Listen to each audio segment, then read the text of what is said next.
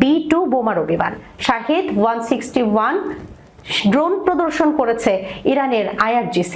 250 KG বোমা ছুটতে পারে ইরানের মিনি B2 বোম্বার। মেহের নিউজের প্রতিবেদনে বলা হয়েছে, ইরানের ইসলামী বিপ্লবী গার্ড কর্পস IRGC তাদের নতুন স্টেলথ আকৃতির ড্রোন শাহেদ 161 উন্মোচন করেছে।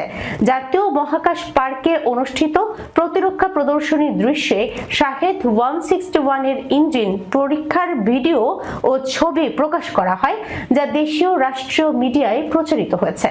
IRGC এর এই প্রদর্শনীতে শাহেদ পরিবারের অন্যান্য উন্নত মডেলও দেখানো হয়েছে।